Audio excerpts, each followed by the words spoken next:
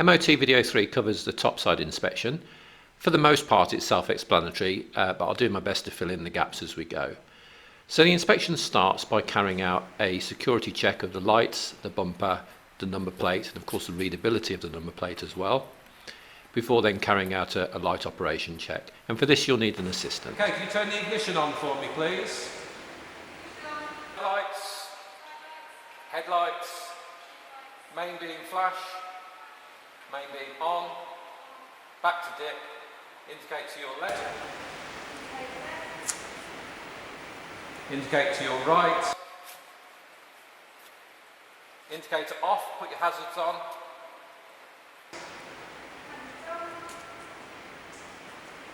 okay, turn the ignition off and turn all lights off, thank you. Okay, if you could get out the car for me please.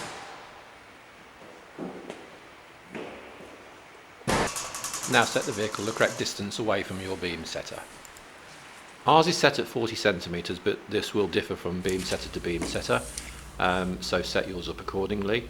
It's then important to make sure that the beam setter is centred on the vehicle. I'm using the mirror here centred on the washer jets, but again it may differ on your beam setter. Measure the height of the headlamp. Remember that different values apply depending upon whether it's below or above 850 millimeters off the ground, and then set that height onto your beam setter before aligning it with the center of the dip beam pocket. Read the display. Remember, if the headlamp is too low as it is here, check that beam adjuster switch, put it to 0, and then remeasure and then recheck, making sure you put the switch back where you found it. Carry out exactly the same check to the other headlamp on the other side.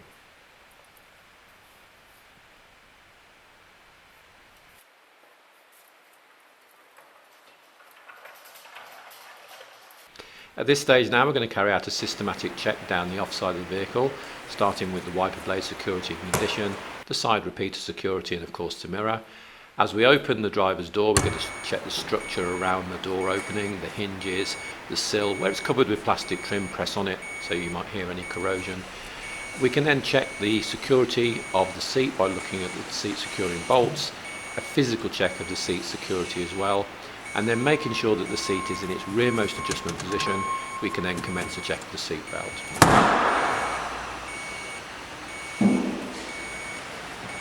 So the seatbelt check always starts with us plugging the seatbelt in first and foremost, and having a good check around the stalk, remembering to look for any pre-tensioners that may have deployed here. Pull against the two lock sections to make sure you can't pull them apart. Pull out all of the seatbelt, inspecting the webbing as you go, and when it's fully out, pull against the top mount to check the security here. Release the belt, make sure it returns back against its retraction mechanism before following the belt all the way down to the bottom mount, pulling on the bottom mount, and then most importantly pulling on the belt before you release it. That's the rollover check. We're going to do exactly the same in the rear of the vehicle now, so again checking the structure around. If it's a two-door vehicle, you just climb in the back here now and carry out those checks accordingly. So we're checking the structure. We're then going to check the seat back security, and although we're not going to show it all here, we're going to carry out the same checks to the seat belt as we did at the front. So now we're going to carry out again that systematic check for security of the lights, the bumper, the readability and security of the number plate, and then a full operational check of the lights. Okay, ignition on please, and side lights on.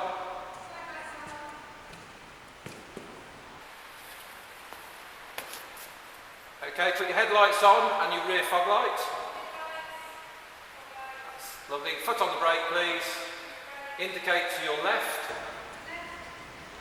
and to your right please. Okay, pop it in reverse for me. That's lovely. Out of reverse. Turn the indicator off, put the hazards on please. Okay, turn the ignition off. And all lights off please, thank you. So we're now going to open the tailgate. We're going to have a look around the structure of the tailgate, the hinges themselves, the catch, and then lifting up any carpeting we can then check the spare wheel and of course the structure of the floor. Bearing in mind if there are any access panels inside the tailgate or the boot area, we can open those up as long as we don't need a tool to do so. The important thing here as well is to check to make sure that the tailgate or boot secures as intended. We now check the fuel cap seal to make sure that it does seal, in other words it's effective. Remember, it doesn't have to lock, it just has to seal, and it's always a good idea to have a check inside the fuel cap just to make sure that there's no corrosion here because of its proximity to seat belt mount and so on. We're going to check our rear near side door opening, rear seat belt, making sure the door closes properly, and pretty much the same at the front here. So again, around the structure of the vehicle.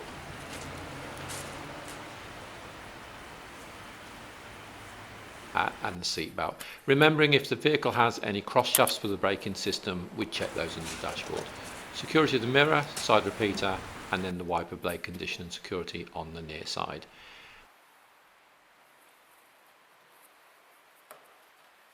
We can now open the bonnet. We commence a static inspection first, always looking at the VIN to make sure that it matches with the one we recorded during our pre-check.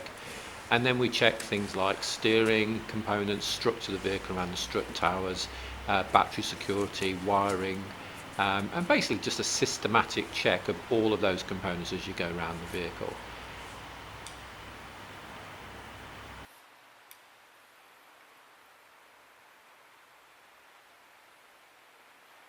Always a good idea, wherever you can, to have a look in at the brake fluid. Start the engine for me, please.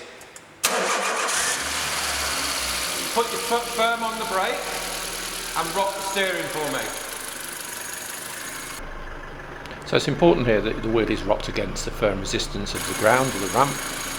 Check the steering components from under the bonnet for any visual free play. Check the fuel system, the exhaust system. The brakes of course now are under pressure as well, so make sure you check around the brake master cylinder and of course any ABS components that may be there as well.